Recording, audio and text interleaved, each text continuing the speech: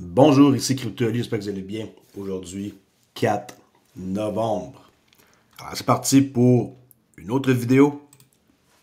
Avant tout, n'oubliez pas que le 21 novembre à 10h du soir, heure de l'Est, qui est heure de New York, je vais diffuser le XRP Unleash documentaire. Fait que venez faire la cloche ici pour que vous soyez avertis. Je vais décoller le stream vers 9h30 et on va écouter ça ensemble avec plaisir pour voir qu'est-ce qui va se passer avec cet événement-là. Les coulisses de la bataille juridique, tout ce qui se passe, la SEC, Ripple, la corruption, beaucoup de choses intéressantes qu'on va écouter. Et je vais diffuser ça en direct. Ça commence dans 17 jours, là. Fait que c'est pas super urgent, mais pensez à aller faire la cloche pour que vous soyez avertis. On peut oublier assez vite. Prix du XRP, présentement, se situe à combien? 51 cents, 0,9 Bitcoin, 68 906. On est légèrement en recul. Cap boursier, total 2,4 trilliards. OK? Ça, c'est la charte. Pas de signal encore d'achat. Je ne vous ai pas oublié. Je ne suis pas encore rétabli de ma voix, mon rhume, peu importe, là. Qu'est-ce que j'ai eu? Ça perdure. Le jour, je suis quand même pas spin, mais le soir, je peux même pas produire rien le soir, là. Alors, je me relaxe, je fais de la lecture et j'avance dans autre chose. OK? Club Trader Relais. Des gros changements que j'ai faits pour essayer de enlever tout ce qui est de personnes qui viennent pour soit scammer ou soit juste venir sur Discord et rien faire.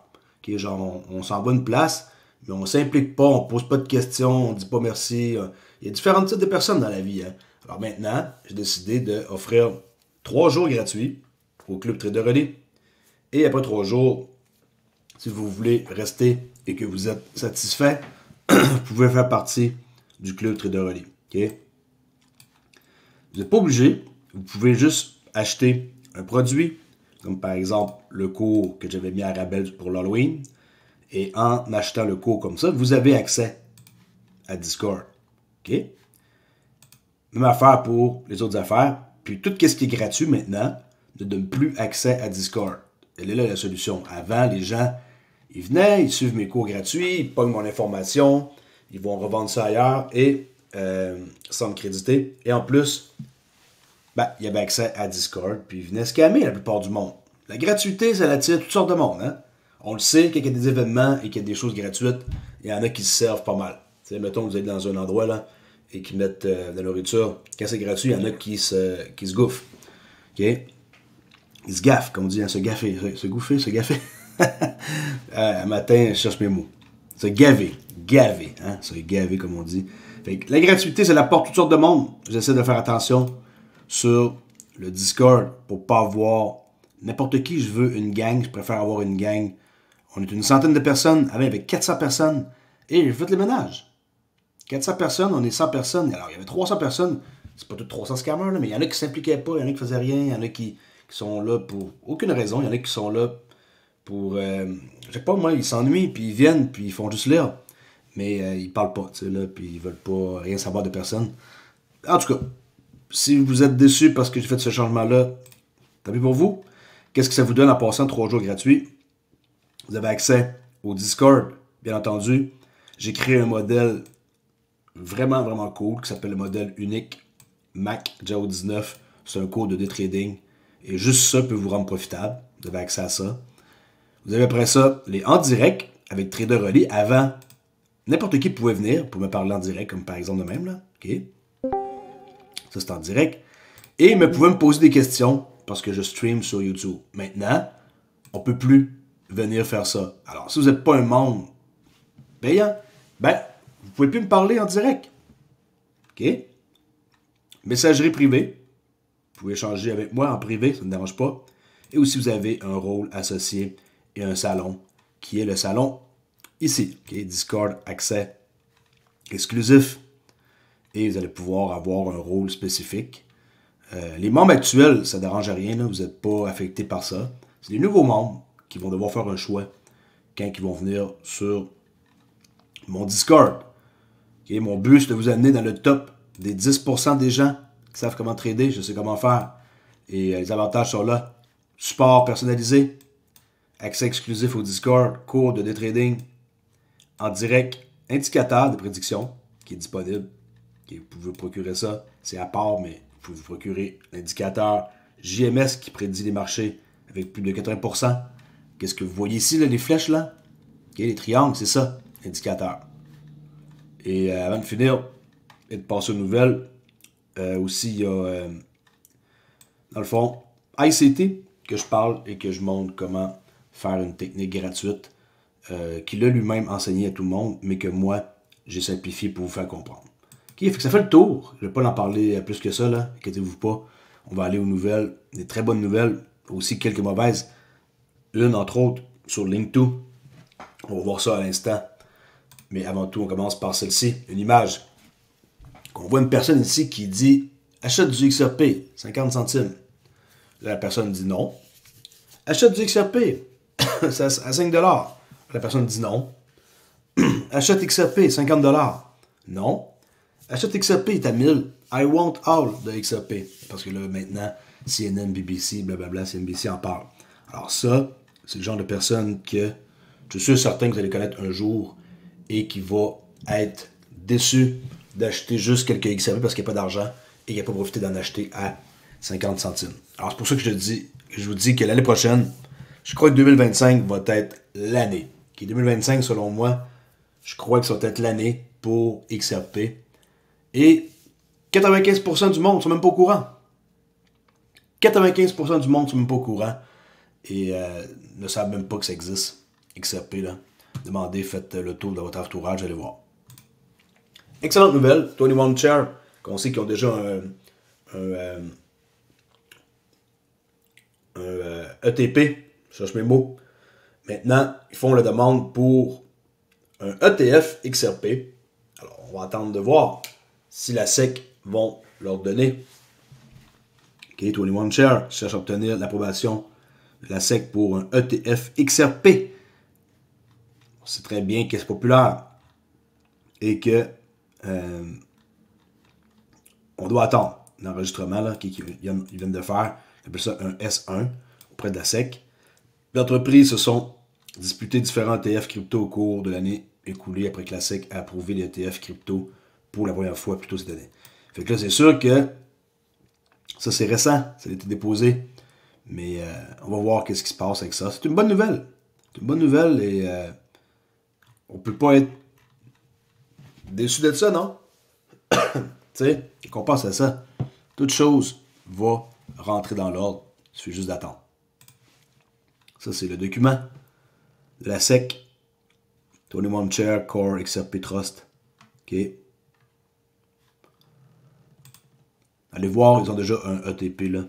XRP, OK. Et là, on peut voir que Brad Garlinghouse dit que le message est clair. L'intérêt institutionnel pour les produits XRP est plus fort que jamais. Bitwise Invest, Canary Fund, 21 Chair. Ça, c'est les trois qui ont rempli des S1 pour des ETF XRP. Puis aussi, il y a Grayscale qui ont lancé une fiducie XRP et qui ont déposé aussi une demande de conversion de fonds multi-actifs, y compris XRP, dans un ETF, qui va avoir plusieurs cryptos là, dans un fonds fiducie. La guerre de la SEC contre les crypto-monnaies a perdu bataille après bataille. Leur mépris continue pour l'autorité du tribunal. Et la réputation de la SEC est finie. Okay? C'est terminé. Les autres, la réputation, aux yeux du monde de la crypto, des investisseurs, on sait tous comment ils sont pourris. Et on va le voir d'ailleurs dans le document que j'ai très hâte de voir, XRP Unleashed, qui va être, n'oubliez pas, un événement le 21 novembre à 10h, heure de l'Est. Je sais que pour vous en France, c'est tard. Si vous pouvez si vous pouvez l'écouter, tant mieux, en direct. On pourra chatter aussi ici. Et ceux qui sont membres de Discord, ben, il y a un vocal que je vais mettre en direct. Je vais pouvoir poser des questions. OK? Continue. Avec Greg Kids au XRP Las Vegas 2024. Écoutez bien qu'est-ce qu'il va dire et pour qui il a travaillé. Et si ça vous donne pas espoir sur la compagnie Ripple, je ne sais pas comment est-ce que je peux vous l'expliquer mieux que ça. Lui, il a été numéro 10 employé, qui est là, tu sais, dans les plus vieux, là. Checkez bien ça. And so I'm giving it to you right away. How did you go from Bike Messenger to Federal Reserve to Ripple to now running for Congress? Wow, I must be at the wrong conference. I thought I was here for the Federal Reserve. But from listening to the presentations, there's something else going on here. Look, it has been a Forrest Gump story and walk. I did go from working for the Federal Reserve, which was, you know, the deep state, to a poker game with other deep state players, like from Google and Visa. And they talked about this new company. There was no Bitcoin company, but there was a company called Ripple. Google actually invested in it. And it was like the Bitcoin ledger, but with 2 extra columns in the spreadsheet. One for the issuer and one for the currency. And thank you to Arthur Brito and David Schwartz for educating me about what the future looked like. And I got to go from history world at the Federal Reserve to the whole new universe that XRP and Ripple brought. Taking something, which was an innovation, Bitcoin, and making it something that could apply to every form of value in the world. And Chris Larson talked about the Internet of Value. I was hooked. I was the one voice that said, hey, you know, maybe we need some risk management and compliance. And, you know, I think Chris probably said, like, why? What could go wrong? And, you know, the rest is history. And Ripple, I'm very proud, has also been on the forefront of sorting out the public policy issues that hold this incredible industry back. And yeah, I've been lucky. I've been a Forrest Gump approach and got a front row seat from when I joined. I was employee number 10 at Ripple, and look what it's become now. OK. Bon, on sait que lui, il détient quand même pas mal d'XRP. On va vous donner une petite statistique sur lui. Quand le prix du XRP monte de 1 cent, il fait $1 million de profit. OK? Fait que faites le calcul, il y a beaucoup d'XRP. Si ça vous convainc pas. En tout cas, Ripple vient d'embaucher Jim Green. Checkez bien c'est qui ce gars-là. Pour son poste de responsable mondial des politiques. Il est intéressant de noter ses expériences antérieures qui incluent les liens avec Obama et Harris. OK? Une photo, on peut voir que c'est lui, Jim Green, vice-président global Policy at Ripple.